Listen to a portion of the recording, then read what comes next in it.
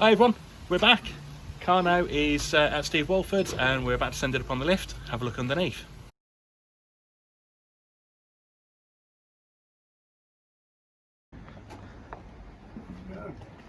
Let's have a look. What do you reckon? It's going to need a little tweak, I think, to the angle. Yeah. It's hard when you lie on your back, it probably looks spot on there. Yeah. It just wants to Tweak up a bit and come out a bit, I think, but I'm wondering whether we can remake that and turn it over.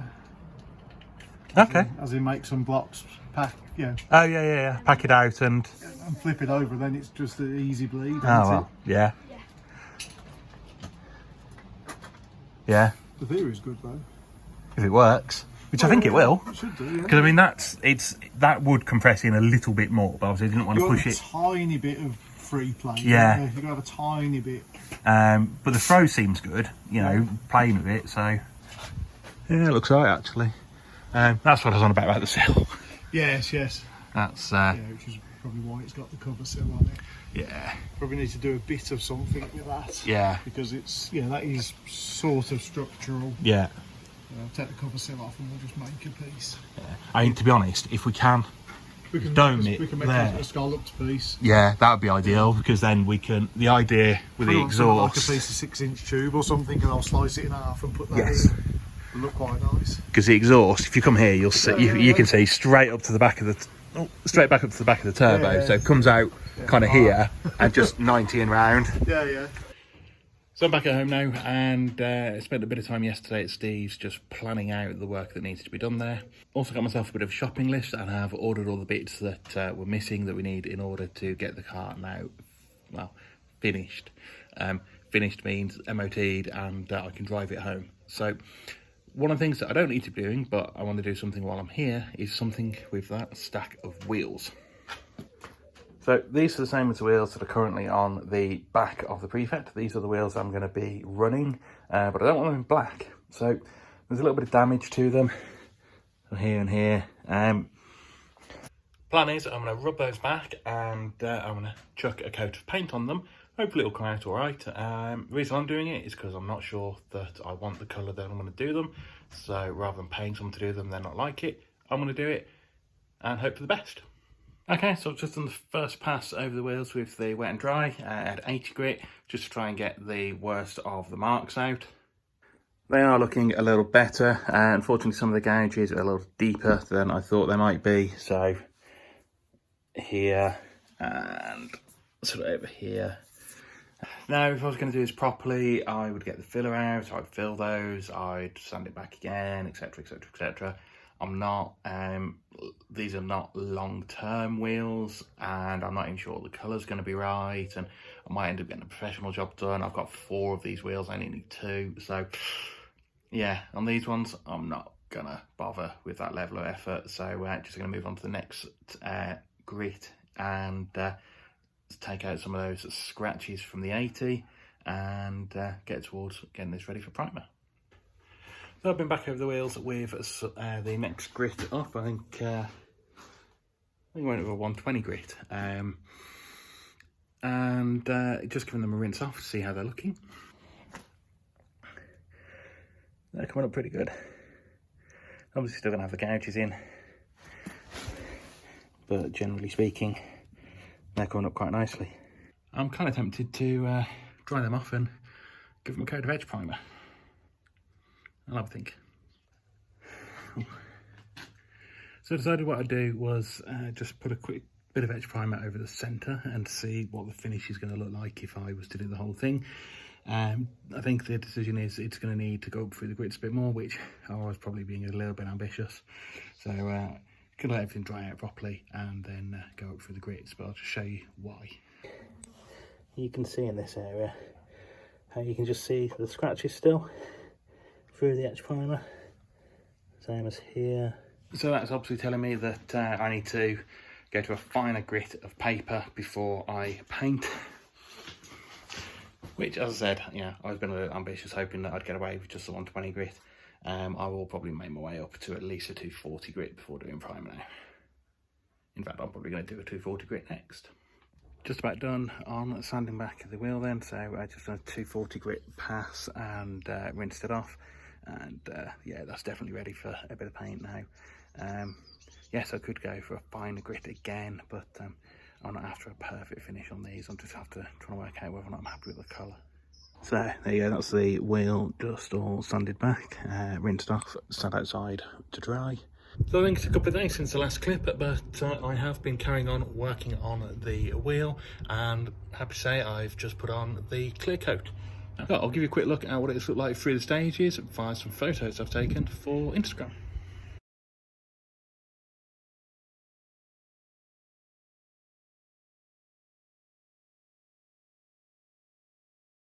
And there you go, that is the finished wheel. So again, don't worry about the tyre, it's coming off. This is just to get an idea on whether or not that colour is going to work once I put the wheel on the car. So it looks a little bit duller than it did earlier. I think that's because the light is duller. I think in the sunshine it's going to brighten up a lot, and I think that's going to work. I think that kind of looking different in different lights should be good. So I'm going to let that dry. I'll take it down to Steve's at the weekend with me. Morning, back down at Steve Walford's today. Just got here, going to unload the stuff out the boot of the car that I've bought for the Prefect, and then going to go get some breakfast before we crack on with the car. So breakfast done and Zach's fuel rail drilled out, all sorted for him now. I'm going to start work on the car. Steve's got a car in for service, so I'm going to work in the dyno room for now. Got the car in there. First job for me today is to put the battery in properly. Unfortunately that's under there, so maybe not. Issue with the battery is I knackered that one. I never swapped it over properly for the new one, so I need to pull the cradle out, put the new battery in the cradle. Job's a good one. I think first though, I might need to move this outside. Okay, so first thing first, I need to disconnect the battery terminals, then take the cradle out so I can pull this old battery out, drop this one in its place.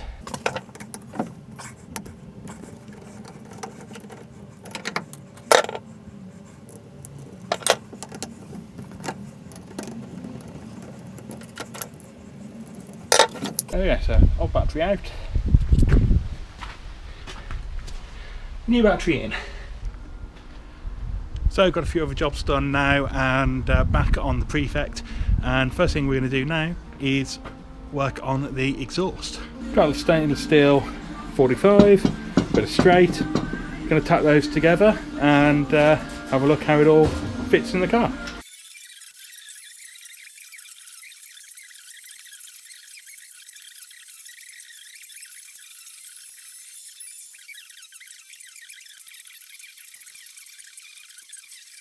Probably should have recorded that, but we just tried it on the car, just to get an idea of how it's going to fit.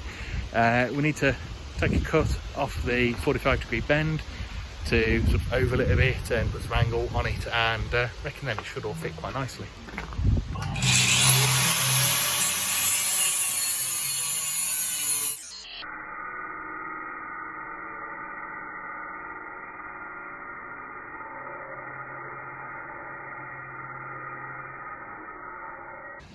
Pretty good actually. That looks pretty good from here. Just a tiny bit off the bottom.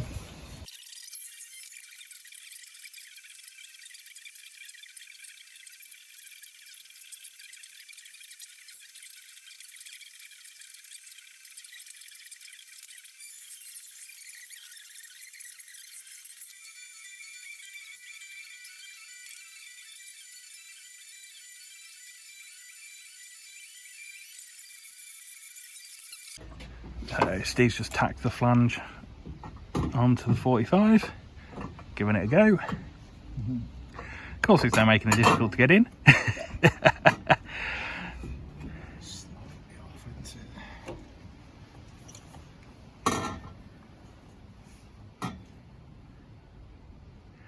Do I need to have a look from underneath, see what it's actually hitting?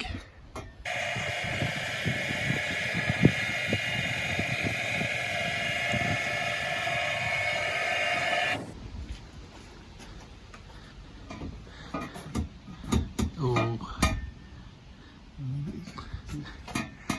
It's very, very tight. Yeah. It's coming up against the body, that's the problem. Yeah.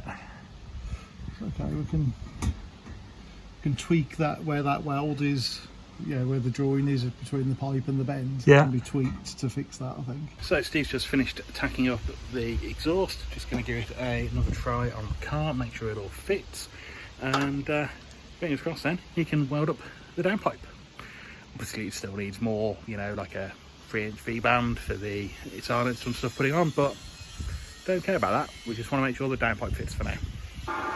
I've pretty much got the exhaust downpipe sorted. We just send it up in the air now to have a look from underneath, make sure it's not fouling any worse than we think it is. Cool, so it just comes down out of there. Needs to be pulled over like that a bit, but we'll make a bracket to do that. Ready for a 90 straight out the side. Okay, so giving that a go, looks good. Going to tack on a V-band flange now so we can make sure that it will all still fit, and fingers crossed then that is that bit of the downpipe done before making the silencer fit. Problem making the silencer fit is we've still got to do sill repairs, and not sure we can get the car in the air in the right place to be able to mark this up. We'll have to see what we can do.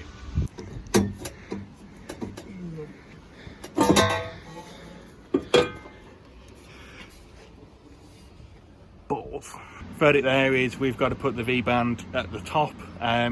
We can get the angle on the downpipe to get it through from underneath, but just fitting it down from the top, it's just not going to happen. So yeah, unfortunately it's got to go in from underneath, which not what I wanted, but it's the only way to make it fit. So Steve's just going to cut it off, flip it round, and do it that way instead. That just fits on there now. It's just going to clear everything. We have to leave this section long for the wastegate. Yeah, actually I was thinking like that, like you've got it there, maybe rotated round a bit so that the exit point's up. Well, not necessarily fully up, but kind of. Yeah. But then, yeah, something like that. Yeah, a bend doing that would join there quite nicely, wouldn't it? Yeah. And all this wiring to be. So as long as out of the way. As long as that is no more than, it can go anywhere there. Yeah. As long as that's no more than it wants to be like 1.5 inches, doesn't it? Inch long. Yeah. So we can go anywhere around there as long as it's not more than a. Yeah. 1.5 inches, but 1 inch really is all we need. Yeah. And then we can play that position. All off the car. So next job we need to do is pull off the turbo and turbo manifold so that we can make up the external wastegate fittings. So just pulling all that apart now. So just starting to get things disconnected. Just need to now pull off the oil and coolant lines and the oil return at the bottom, and this thing is ready to come out.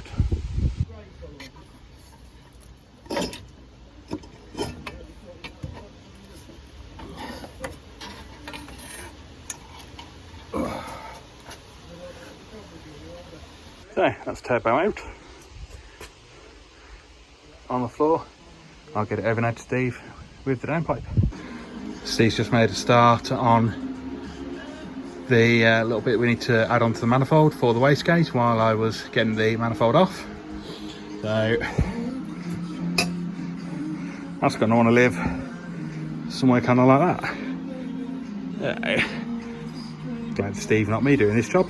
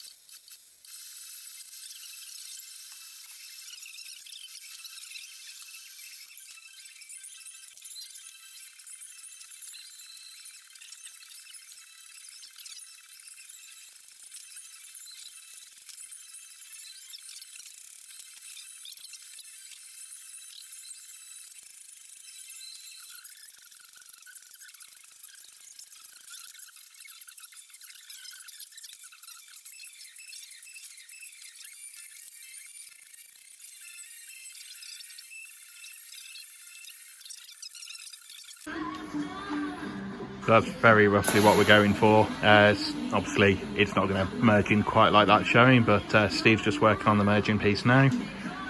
It's going to look bloody awesome.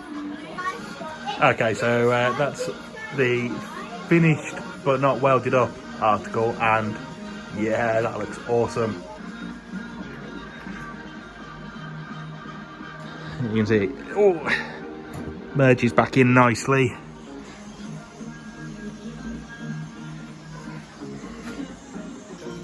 Properly pleased with that. It's going to look so good, and it's all going to fit in the bay really nicely. As long as I can get it back in there, but yeah, we did measure it up beforehand, so I'm sure that'll be fine. Really pleased. I think it's probably where I'm going to have to shoot off tonight and leave Steve with this, but looking ace.